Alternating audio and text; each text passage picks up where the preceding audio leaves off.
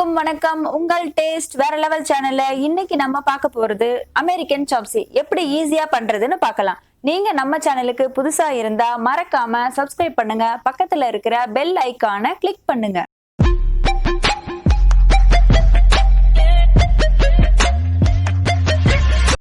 American சாப்ஸி பண்றதுக்கு என்னென்ன தேவைன்னு பார்க்கலாம். நான் வந்து 2 பேக்கெட் நூடுல்ஸை சுடு தண்ணியில் போட்டு உப்பு 2 ஸ்பூன் எண்ணெய் கலந்து நல்லா ஒரு 5 நிமிஷத்துக்கு வேக வச்சு எடுத்திருக்கேன். அதுக்கப்புறம் 100 கிராம் கோஸ் பொடியாக கட் பண்ணி வச்சுருக்கேன். ஒரு பெரிய வெங்காயம், ஒரு கேரட், ஒரு குடமிளகா, இது எல்லாத்தையும் நீள நீளமாக நறுக்கி வச்சுருக்கேன். ஒரு துண்டு இஞ்சி, 3 பல் பூண்டு, அதையும் பொடியாக நறுக்கி வச்சுருக்கேன். அலங்கரிக்கிறதுக்காக வெங்காயத்தால் நறுக்கி வச்சுருக்கேன். அடுத்தது tomato ketchup 1/4 cup, 2 table spoon red chilli sauce, 1 table spoon vinegar, 1 table spoon soya sauce, 4 table spoon cornflour மாவு, சர்க்கரை 1/2 ஸ்பூன், 1 ஸ்பூன் மிளகுத்தூள், உப்பு தேவையான அளவு. இப்போ அடுத்தது நம்ம வேக வச்சு எடுத்து வச்சுருக்க நூடுல்ஸை 2 டேபிள் ஸ்பூன் கார்ன்ஃப்ளவர் மாவு போட்டு நல்லா மிக்ஸ் பண்ணிவிட்டு எண்ணெயில் வந்து பொரிச்சு எடுக்க போகிறோம். இதை வந்து இப்போ பொரிச்சு எடுக்கக்கூடாது, கடைசியாக வந்து நம்ம சாப்ஸி கிரேவி ரெடி பண்ணதுக்கு அப்புறமா தான் எண்ணெயில் பொரிச்சு எடுக்க போகிறோம். அதனால் அடுத்தது கிரேவி எப்படி பண்ணுறதுன்னு நம்ம பார்க்கலாம். ஒரு 4 ஸ்பூன் அளவுக்கு எண்ணெயை விட்டுட்டு அதில் பொடியை நறுக்கி வச்சிருக்கிற இஞ்சியும் பூண்டையும் சேர்த்துடணும். எண்ணெய் காஞ்சதும் பூண்டு, இஞ்சி இது ரெண்டுத்தையும் நல்லா சேர்த்துட்டு கோல்டன் ப்ரௌன் வர வரைக்கும் இதை நல்லா வந்து வதக்கிக்கணும். இப்போ நம்ம வெங்காயத்தை சேர்த்துடலாம். வெங்காயத்தை சேர்த்து நல்லா ஒரு 2 நிமிஷம் நல்லா ஃப்ரை ஆகிற அளவுக்கு வதக்கிட்டு எடுத்து வச்சிருக்கிற ஒவ்வொரு காய்கறியாக உள்ளே சேர்த்துடலாம்.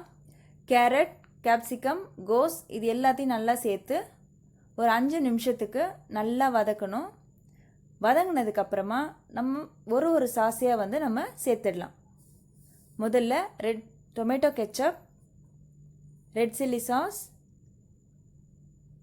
1 spoon vinegar, 1 spoon soya sauce. இப்போ இது எல்லாத்தையும் ஒன்றா கலந்து விட்டுடலாம். கலந்து விட்டதுக்கப்புறமா 1/2 ஸ்பூன் சர்க்கரை, உப்பு தேவையான அளவு, மிளகுத்தூள் இது எல்லாத்தையுமே நம்ம ஒன்றா உள்ளே சேர்த்துடலாம். இப்போ இதை சேர்த்ததுக்கப்புறமா கொஞ்ச நேரம் ஒரு 2 மினிட்ஸ் வந்து இது நல்லா ஃப்ரை ஆனதும் கிரேவிக்கு தேவையான அளவு 2 டம்ளர் தண்ணியை இதில் மிக்ஸ் பண்ணிக்கலாம்.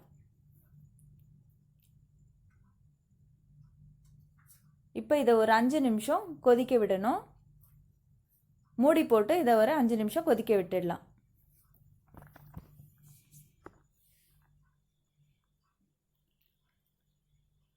இப்போ இது கொதித்து வந்தோன்னே பாருங்கள் எப்படி இருக்குன்னு. நான் வந்து 2 ஸ்பூன் அளவுக்கு கார்ன்ஃப்ளவர் மாவு தண்ணியில் கரைச்சி எடுத்து வச்சுருக்கேன். ஒரு 1/4 டம்ளர் தண்ணியில் கரைச்சி எடுத்து வச்சுருக்கேன். இதை வந்து கொஞ்சம் கொஞ்சமாக இதில் சேர்த்துடலாம். சேர்த்துட்டு ஒரு 5 நிமிஷம் மறுபடியும் கொதிக்க விடணும். கொதித்ததுக்கப்புறமா ஒரு கண்ணாடி பதத்துக்கு இது கொஞ்சம் திக்னஸாக ஒரு கிரேவியாக நமக்கு கிடைக்கும். பாருங்கள் கிரேவி ரெடி ஆகிடுச்சு. இப்போ இது மேலே வெங்காயத்தாளை தூவி ஸ்டவ் ஆஃப் பண்ணி இதை நம்ம இறக்கி வச்சிடலாம். அடுத்தது நூடுல்ஸ் பொரிச்சு எடுக்கிறதுக்கு ஒரு கடாயில் எண்ணெயை ஊற்றி எண்ணெயை காய வச்சுட்டு நம்ம ரெடி பண்ணி வச்சுருக்க நூடுல்ஸை கொஞ்சம் கொஞ்சமாக போட்டு எடுத்துடலாம்.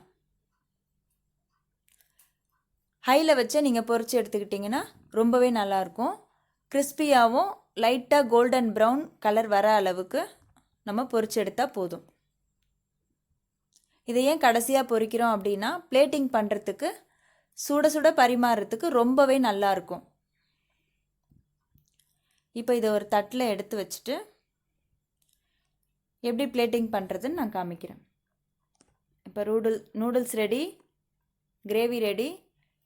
இன்றைக்கி என்கிட்ட பைனாப்பிள் வந்து இருக்குது, அதனால் வந்து நான் பைனாப்பிள் வந்து இதுக்காக யூஸ் பண்ண போகிறேன். இப்போ பாருங்கள், கிரேவியை கொஞ்சம் கொஞ்சமாக எடுத்து நூடுல்ஸ் பக்கத்தில் வச்சுட்டு அலங்கரிக்கிறதுக்காக வெங்காயத்தாள் போட்டு இதை அலங்கரிச்சிட்டு பைனாப்பிள் வந்து க்யூப்ஸாக கட் பண்ணி வச்சுருக்கேன். இதை வந்து அதில் சேர்த்துடலாம். பைனாப்பிள் டேஸ்ட்டோட இந்த கிரேவியும் சேர்ந்து இருக்கும்போது ரொம்பவே நல்லாயிருக்கும். பைனாப்பிள் வந்து ஆப்ஷனல் தான், இருந்ததுன்னா சேர்த்துக்கலாம், இல்லைனாலும் ஒன்றும் பிரச்சனை இல்லை. இப்போ சுவையான ஹோட்டல் ஸ்டைல் அமெரிக்கன் சாப்ஸி ரெடி ஆயிடுச்சு. இதை நீங்கள் வீட்டில் ட்ரை பண்ணி பார்த்துட்டு எப்படி இருந்ததுன்னு எனக்கு கமெண்ட்டில் சொல்லுங்கள். இந்த ரெசிபி உங்களுக்கு பிடிச்சிருந்ததுன்னா லைக் பண்ணுங்கள், ஷேர் பண்ணுங்கள், மறக்காமல் டேஸ்ட் வேற லெவல் சேனலுக்கு சப்ஸ்கிரைப் பண்ணுங்கள். தேங்க்யூ.